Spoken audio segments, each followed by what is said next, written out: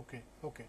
So ఇక్కడ ఇప్పుడు సరే మేడిగడ్డ అన్నారం సుందిల్లా మొత్తం ప్రాజెక్ట్ అయితే ఇప్పుడు కంప్లీట్ అయింది. ఇప్పుడు ఓవరాల్గా మేడిగడ్డలో పిల్లర్లు కుంగిపోవడం దాన్ని ఎట్లా దీన్ని రిపేర్ చేస్తే మొత్తం సెట్ అయిపోతుందా, లేకపోతే మళ్ళీ ప్రాబ్లం తలెత్తే అవకాశం ఉంటుందా? ఇప్పుడు దీని మీద గవర్నమెంట్ ఆఫ్ ఇండియా స్టాండ్ కానీ లేకపోతే నా పర్సనల్ ఒపీనియన్ కానీ, నేషనల్ డ్యామ్ సేఫ్టీ అథారిటీ దీనికి ప్రామాణికత ఉన్న ఆర్గనైజేషన్ కంట్రీలో.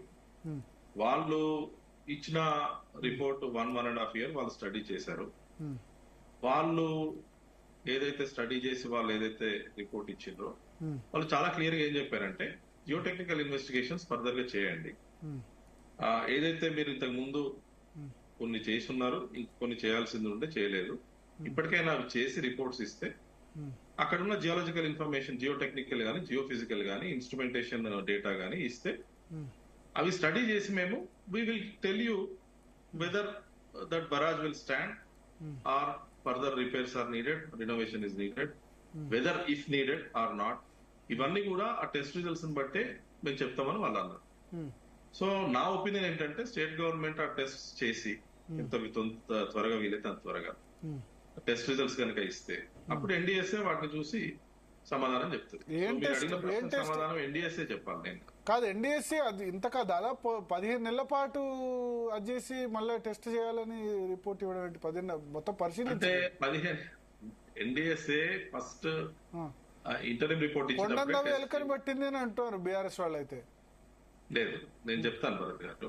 ఫస్ట్ ఇమ్మీడియట్ గా దాన్ని ఏమంటారు, ఇన్సిడెంట్ జరిగిన 10 days లోనే they have given a preliminary report. ఆ ప్రిలిమినరీ రిపోర్ట్ ఎందుకు ఇస్తారంటే, ఫర్దర్ గా డ్యామేజ్ జరగకూడదు బరాజ్ కు, వాటర్ వచ్చి ఇంపౌండ్ అవుతుంది, వర్షాలు పడతాయి అని చెప్పి immediate measures like A person being taken to emergency for some wrong thing happen.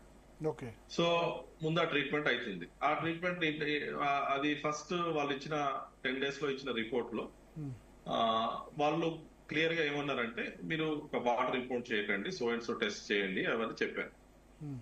అప్పుడు మన దగ్గర అసెంబ్లీ ఎలక్షన్స్ ఉన్నాయి, గవర్నమెంట్ మారింది, దీనిలో 3-4 months ఐ థింక్ వెళ్ళిపోయినట్టుంది.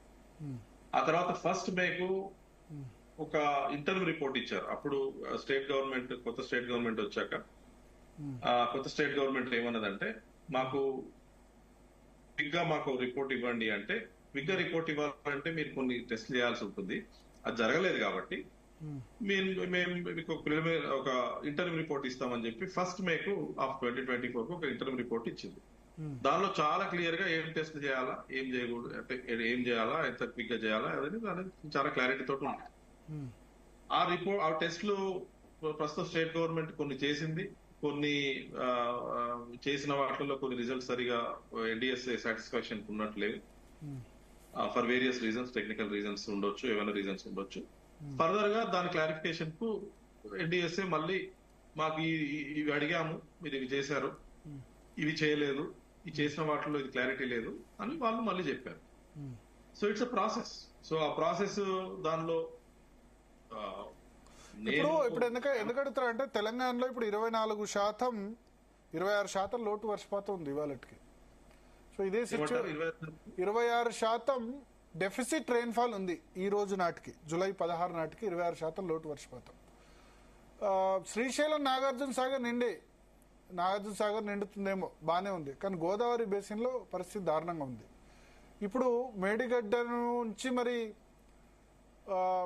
ఇప్పటికైనా లిఫ్ట్ చేయొచ్చు అంటారు, కన్నెపల్లి పంప్ హౌస్ నుంచి లిఫ్ట్ చేయొచ్చు, ఇది ఇట్లా ఉన్నా సరే లిఫ్టింగ్ కి ప్రాబ్లం లేదంటారు. సో రాష్ట్ర ప్రభుత్వం ఇప్పుడు లిఫ్ట్ చేయాలా వద్దా ఇప్పుడున్న పరిస్థితులు? ఎక్కడి భరత్ గారు, ఇప్పుడు ఏదైనా కానీ నాకు అవసరాలు అయితే ఉంటాయి.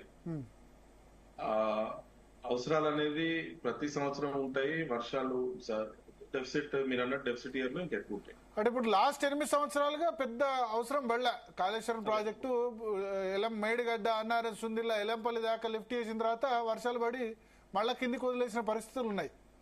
కానీ అవసరాలు ఉంటాయి, డెఫిసిట్ ఇయర్ ఎస్పెషల్లీ ఉంటాయి. కాకపోతే అది సేఫా కాదా ఆపరేట్ చేయాలనేది నేను మళ్ళీ ఐఎమ్ రిపీటింగ్ అగైన్, ఎన్డీఎస్ఏ వాళ్ళు ఇచ్చిన రిపోర్ట్ లో సేఫ్టీ ఆస్పెక్ట్స్ వాళ్ళు dam safety, overall dam safety చూసుకోమని చెప్పినప్పుడు వాటర్ ఇంపోర్ట్ చేయకూడదు అని వాళ్ళు చెప్పారు. So if you go by NDSA recommendations, then water ఆపుకుంటే రిస్క్ స్టేట్ ఉంటుంది అని, లేకపోతే ఎవరైనా కానీ basically it has to be studied by engineers. And engineers వాళ్ళు టెక్నికల్ గా ఏది కరెక్ట్ అనిపిస్తే వాళ్ళు రెస్పాండ్ కావచ్చు. అన్నారం సుందిల్ల విషయంలో కూడా ఎన్డిఎస్ఏ రిపోర్ట్ లో వాటర్ ఇంపోర్ట్ చేయకూడదు అనేది ఉంది. అంటే దే సెడ్, వాళ్ళు అన్నది ఏంటంటే పైపింగ్ ఏదైతే బాయిలింగ్ పైపింగ్ మేము ఏదైతే మేడిగడ్డలో చూసామో అన్నారంలో కూడా కొంచెం కనిపించింది, సుందిల్లలో వేరే ఇష్యూస్ ఉన్నాయి. బట్ ఓవరాల్ గా ఆ 3 బరాజెస్ కూడా సేమ్ పారామీటర్స్ మీద డిజైన్ చేశారు కాబట్టి, జియోటెక్నికల్ ఇన్వెస్టిగేషన్స్ కానీ whatever. So it is better that same test మేడిగడ్డలో జరిగినాయి కూడా సుందిల్ అన్నారంలో జరిగితే ఇట్ ఈస్ మోర్ సేఫర్ అనే ఒక ఎన్డిఎస్ఏ ఇచ్చిన రిపోర్ట్ అయితే వాస్తవం. Okay okay.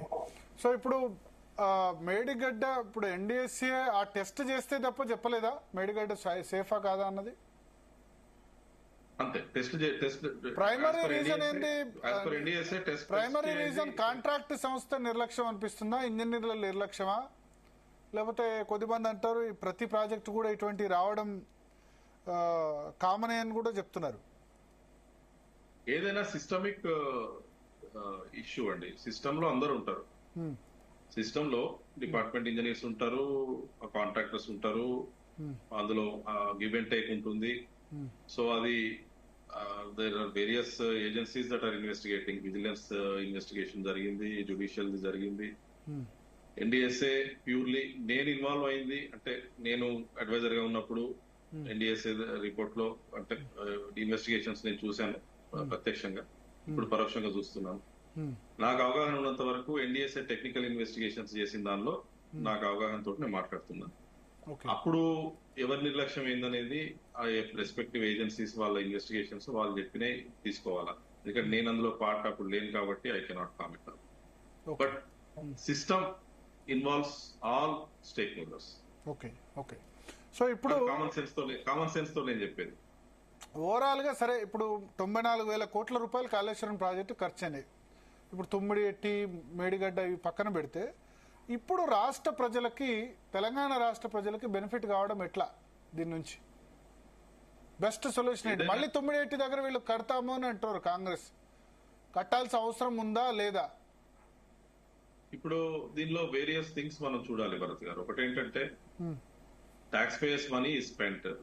So every penny spent needs to be, we should try to reuse or use or reuse, use for our people.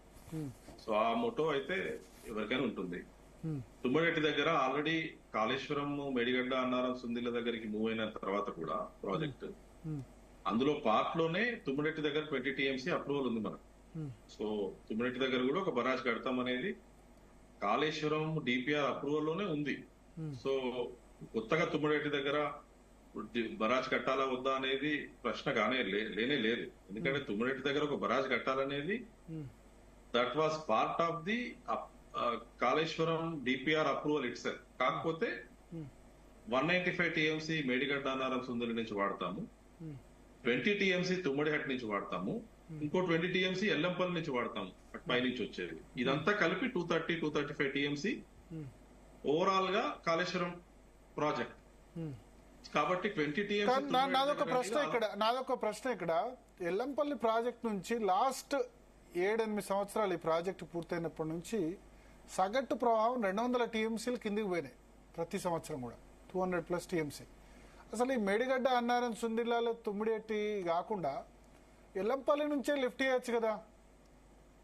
ఇప్పటి వరకు 7-8 సంవత్సరాలు 200 TMCలు ప్రతి యావరేజ్ గా కిందికి పోయినాయి. కొన్ని సంవత్సరాలు 400 TMCలు కూడా కిందికి పోయిన సందర్భం ఉంది. ఇప్పుడు లాస్ట్ టైం కూడా ఏంటంటే మేడిగడ్డ, అన్నారం, సుందిల్లకు లిఫ్ట్ చేయడం, ఎల్లంపల్లి దాకా లిఫ్ట్ అయిన తర్వాత ఎల్లంపల్లికి ఫ్లడ్ వచ్చి మళ్ళా దాన్ని వదిలిపెట్టడం జరిగింది. ఇప్పుడు ప్రాజెక్ట్ లొకేషన్స్ ఐడెంటిఫై చేస్తున్నప్పుడు ఎట్లుంటుందంటే భరత్ గారు, ప్రణహిత నుంచి పైనుంచి G7, G8 సబ్ బేసిన్స్ నుంచి మనకు ప్రణహిత, వార్దా సబ్ బేసిన్స్ నుంచి వచ్చేటివి అక్కడి నుంచి ప్రణయిత నది నుంచి వచ్చి కాన్ఫ్లుయెన్స్ మేడిగడ్డ దగ్గర గోదావరిలో కలుస్తుంది కాబట్టి ఆ వాటర్ ట్యాప్ చేయొచ్చు ఆ లొకేషన్ లో. ఇటు గోదావరి నుంచి వచ్చేది కూడా ఆ ప్లేస్ లో ట్యాప్ చేయొచ్చు. కాబట్టి ఆ junction more viable for taking water from both Pranahita river and Godavari. అయితే మీరు అన్నట్టు తుంగరేటి దగ్గర 165 టీఎంసీ కట్టుంటే most of the Pranahita sub basin water మనం అక్కడ ట్యాప్ చేసే వాళ్ళము.